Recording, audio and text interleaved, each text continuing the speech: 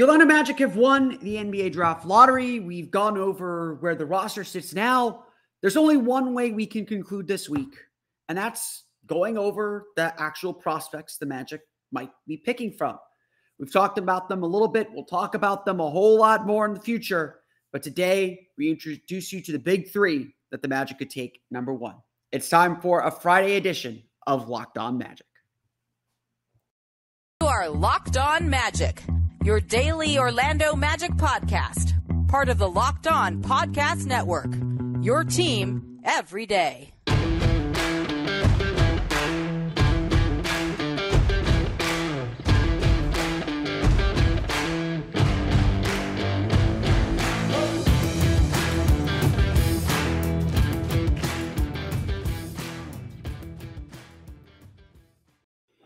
And you are indeed Locked On Magic. Today is May 20th, 2022. My name is Philip Rossman. I'm the expert and site editor over at OrlandoMagicDaily.com. Of course, follow me on Twitter at PhilipRR_OMD.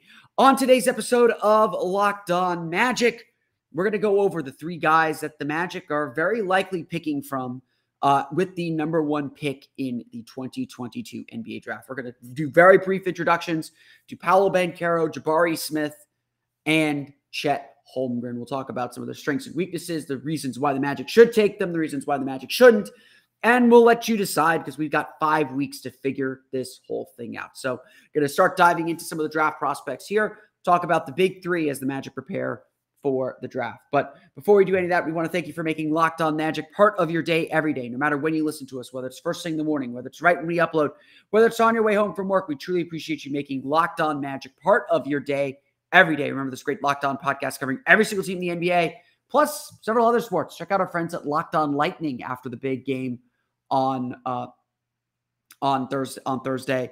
Hell of a game from the Lightning.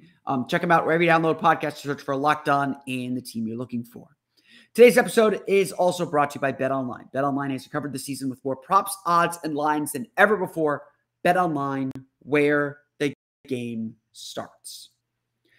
So, the Orlando Magic have the first overall pick in the draft, and this is a very unique kind of draft. It's a draft that's long been considered, at least from what I count, certainly not as strong as last year's draft, or considered as strong as last year's draft from top to bottom. Probably not as strong as next year's draft from top to bottom. Certainly, some of the top guys next year's draft are considered to be very good players, especially Victor Wembanyama and Scoot. But this year's draft is still pretty good. For the Magic to be in the top three in this year's draft, look, they're probably not getting a Shaq. They're probably not getting a player of that magnitude, certainty, a true generational talent. But look, they're still going to get someone really good and someone that can still lead them to a higher place than they've been for the last decade. Look, these are still very, very, very, very good players who are capable of leading their teams and being star and core players moving forward. And of course, I will always point out, it is a good point of one of my writers at Orlando Magic Daily is preparing to make this point as well.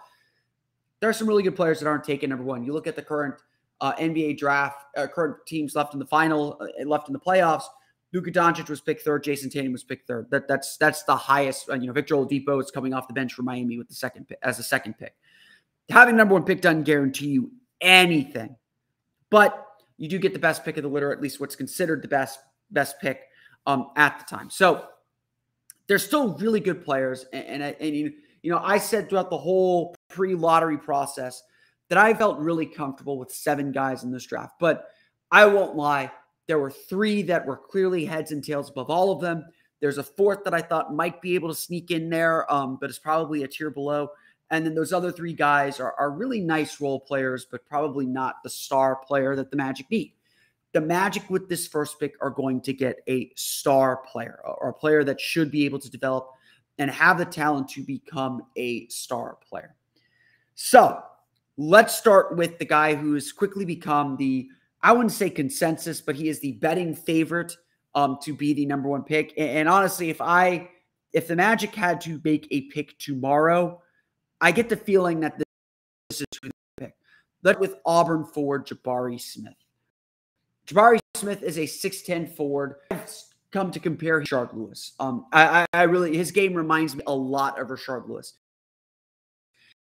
Athleticism, really kind of fast twitchy moves, really, really, really well. And he is a knockdown shooter. He's a guy, I've joked with plenty of people. I was telling people this at the draft party. When I watch Jabari Smith Jr., I see Seattle Rashard Lewis's athleticism with Orlando Rashard Lewis shooting and scoring. Smith was really, really, really, really good last year. And just really strong shooter, strong scorer at that. He shot from beyond the arc. Before we even get anything else, we know how vital it is for the Orlando Magic to find shooting in this draft, or just find period. Jabari Smith I don't think he's the best shooter in this draft. I think that's probably going to go to Murray, at least among the top guys. But he is still a really, really, really, really good shooter. He was the SEC Rookie of the Year, All SEC consensus All-American, 16.9 points per game, 7.4 per game, shooting from 3, 42.9% shooting, only 3.5% from inside the arc on seven field goals. And this is certainly a little bit of a concern with him. Some of that has to do with college spacing. Some of that has to do with how Auburn used him. They used him mostly as a spot-up guy with some mid and low post work. He had Walker Kessler, who's a center that's probably going to go at the back half of the first round, playing alongside him as a blocker. So I think there's obviously a lot to like with. A lot of people think that he is the most talented player and the best player in this draft. Smith he's a really good shooter. That's you always have to start with him. He is a fantastic defender, a guy who can get out and guard all 4 wing positions. This guy can close gaps. He has good timing. He has good discipline. You're not going to need to teach this. Obviously NBA is going to have to learn how to use his length a little bit better, but in the college game, he erased space quickly and was just a dominant defense force. That's obviously music to the Magic's ears. They have done so well drafting good defenders, and they want that to be the identity of their team. Again, if you want your best player or someone you hope to be your best player to embody what you're about as a team, this team wants to be about defense. Jabari Smith is about defense. I did note that 2-point field goal percentage is certainly a little bit concerning. I think there's some concerns about his rebounding numbers. Although I am not concerned about that because, again, Walker Kessler was there as a really good rebounder for Auburn. Smith did not really work off the bounce very much. I think that is my big concern with him, and why I've consistently taken Paulo Bancaro over him when I've done mock draft exercises so far, is because Smith does not have at least the tape to say that, oh, this guy can attack you off the dribble. This guy can score and hit a quick pull-up jumper or isolate and score when a team needs him to score. I think at baseline, Jabari Smith is a 3-and-D player. Of the 3 guys that we're going to be talking about today, Jabari Smith is the safest of them. He's the guy that, certainly has upside. I'm not saying he doesn't have upside. I'm saying that he can't get a whole lot better. But at the very least, he's a 3-and-D wing. At the very least, he's a 3-and-D big, a stretch 4 who will defend his position, defend other positions, use his length well, use his defensive instincts real well, and hit 3-pointers. If that's all he is in the league, that's really good. Is that a number 1 pick? Is that the guy you take with the first overall pick? That's a fair question. That is, I don't think a certain question or a certain answer to that question. And that's why it's not that I'm low. I'd be very happy if the Magic took him. But it's why I haven't had him number 1 on my board, despite how he's played. I think a lot of the draft experts, a lot of the college guys would tell you that a lot of those guys would tell you that he can get there, or that maybe he didn't show as much as he could have shown at Auburn. NBA spacing is going to help him a ton. Obviously, the Magic need shooting as much or more than anything else, and so Smith has to be really high on your board. Again, I think when we're talking about picking between these 3 players, they're all really good, but they do all have flaws. There's no getting around it. This is not a runaway draft. This is not a draft where there's a clear number one guy, a generational talent. This is a draft where we're going to have to pick some nits. We're going to have to really kind of split some hairs. And it's really just, honestly, the inner is going to be super important. The way these guys relate to Jeff Weltman, to John Hammond, to Jamal Mosley, if he's involved in the interview process. This is the stuff that's going to matter. And so it's a lot of stuff that we're not going to have access to as fans as the Magic make their decision and make a final call on him. Again, I really like Jabari Smith. I think he would be a really good addition to this team. He would make them better. He would make them better immediately. There's some rumblings going around or some ideas going around. Picking him probably would be a clue to what the Magic intend to do in free agency as well. If they feel like they need someone that's going to be ready to contribute a little bit quicker, Jabari Smith is that guy. And Jabari Smith can play a role. You can bring him along slowly, or you can hand the key. I don't know if you want to hand the keys over to him immediately, but certainly you can experiment with that a little bit more. And I think he'll get that opportunity in the NBA. Jabari Smith is going right now as the betting favorite to be the number one pick. I think if the Magic had to make a pick today, I think that's who they would. But I think we need to talk about my guy, the guy that I think is the number one prospect in this draft, or the number one prospect for the Magic in this draft. We'll chat a little bit about Paulo Bancaro coming up here in just a moment. But first, a quick word from our pals at Built Bar. We all love that taste. We all love just the simple joy of scraping the batter of cake, or in this instance, brownies. We all love that. We all eating that brownie batter. It's like chocolate in its purest form. We want that feeling again. We want that feeling as much as we can, as much as our diets will allow us. So you're in luck, because Built has a new creation, and it's better than ever. It's the Brownie Batter Puff. You heard me right. This puff takes protein bars to a whole new level, and available right now on Built.com. With 140 calories, 17 grams of protein, and only 7 grams of sugar, Brownie Batter Puffs are the perfect pick-me-up for any day. Built Puffs are these protein-infused marshmallow puffs. So they're light and airy. It feels like you're eating a cloud, but you're getting all the protein and, of course, all that chocolate to get your fix. All Built Puffs are covered in 100% real chocolate. That means with Built, you can eat healthy and actually enjoy doing it. The Brownie Batter Puffs will have you completely forgetting that you're eating a protein bar, so no need to pinch yourself. This is indeed real life. Go to Built.com to get Brownie Batter Puffs now. Go to Built.com, use promo code LOCK15 and get 15% off your order. Again, use promo code LOCK15 for 15% off at Built.com. We want to thank you, Locked On Magic, part of your day every day. Now, make sure you go check out the Locked On NBA Big Board podcast. So Barlow from NBA Draft Junkies, and author of the NBA Big Board newsletter, is joined by Richard Stamen, Sam Ferris, and Leaf Thulin, giving fans an in-depth look in the NBA draft, mock draft, player rankings, and of course, big boards. It's available wherever you get podcasts. So if you've been following me, if you've been reading some of my work and looking at some of the mock drafts that I've done, I don't know if this is so against the grain, but I have continually picked Paulo Bancaro. And again, I think I'm like most fans. I've talked to a lot of Magic fans. I think I'm flipping between several prospects over hours. I think it's hourly that I change my mind on who I think the Magic should pick. I'm personally between Jabari Smith and Paulo Bancaro. We'll talk about Chet Holmgren here in a little bit. I'm not against Chet Holmgren, but I'll get why I don't think he's the right pick for this team right now.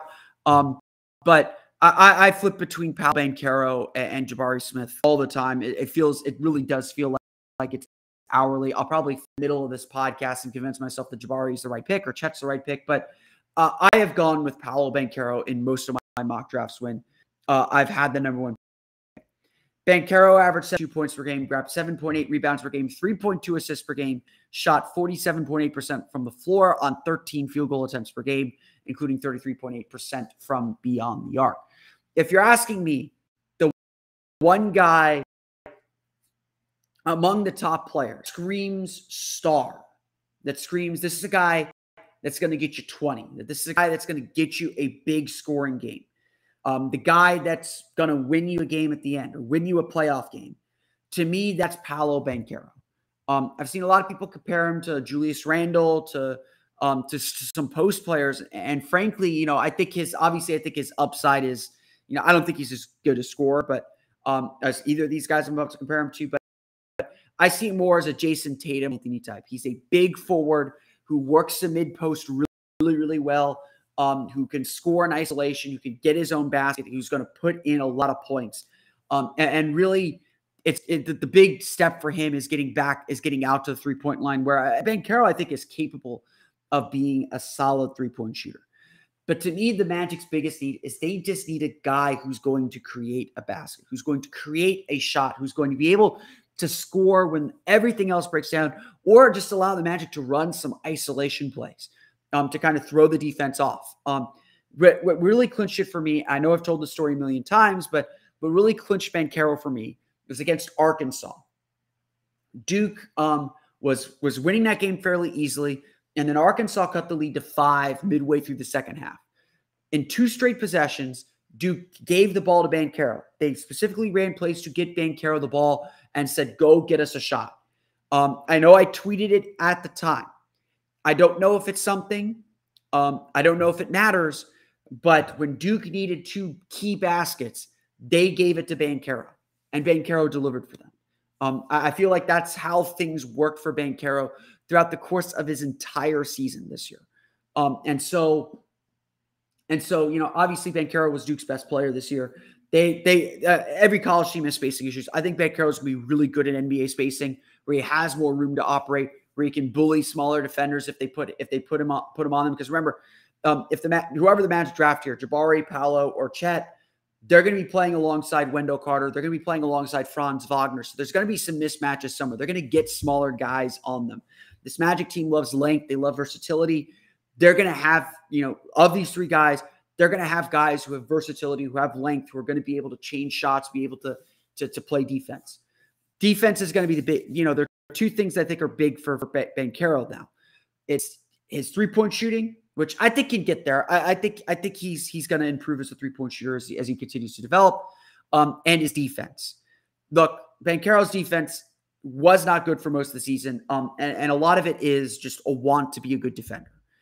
He has the tools. He turned it on several occasions. You could see that he has every ability to be a good defender. It's just about, okay, does he want to be that? And that honestly raises a little bit of a red flag, because that's a kind of desire thing, and that's something that is going to matter. But by the same token, Bancaro, by the same token, Bancaro shows that he can be a good defender. And again, with good defenders around him in a defensive system from Jamal Mosley, maybe he can get there. We don't need him. You don't need him to be the lockdown defender. The Magic have guys who can do that. They have Jonathan Isaac. They have Wendell Carter. They have Jalen Suggs. They have good defenders around him, which is going to help him, obviously. But it is something that's a little bit of a concern. I think that again, it's clearly all there. It's just a matter of effort and attention to detail, which again is something that a lot of these NBA guys or a lot of these college guys have to learn as they enter the NBA.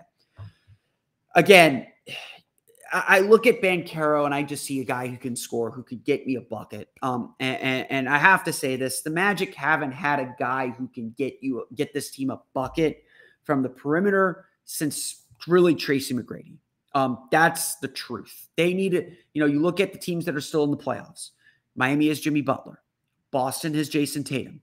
Dallas has Luka Doncic. Golden State has Steph Curry. They all have perimeter guys who create shots and just score at will, who are able to just be crafty, use good footwork, and get baskets. Of the 3 guys that we're talking about here, Paulo Bancaro is the best of that. And that's the reason why I have him number 1 on my board at the moment. That's the reason why I've taken him in every mock draft.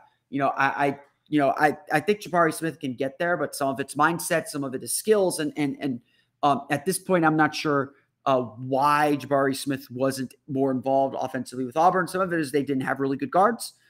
Having Markelle Fultz put the ball right in your shooting pocket is going to make everyone look better. I think there's certainly a question of, okay, if Powell, I made this note to someone as well that if the Magic draft Paulo Bancaro, it's because they believe Paulo Bancaro is going to be the team's leading scorer, is going to be that guy, that dude that everything centers around. Because I don't know what else Paulo Bancaro is if he isn't that. And so that's a little bit of a risk for sure. Again, that is a fair question to ask. And again, that's why I think Jabari Smith is a much safer pick in the end. We'll talk a little bit about Chet Holmgren. I'm sure we'll talk a ton more about Chet Holmgren, as we dive into the introduction to him here coming up in just a moment. But first, a quick word from our pals at BetOnline. Our partners at BetOnline continue to be the #1 source for all your betting needs and sports info. Find all the latest odds, news, and sports developments, including this year's NBA playoffs, Major League Baseball scores, fights, and even next season's NFL futures.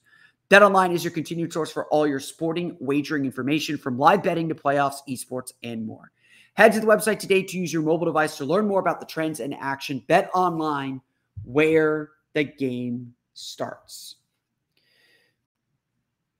So obviously, when you think about teams, they either have an identity or they have a player that is just so unique that no one knows what to do with them. They have to come up with junk defenses to defend it. You look at Luka Doncic, 6'7" point guard with his scoring ability. You look at Boston and their defense, or Miami and their defense, Golden State with Steph Curry.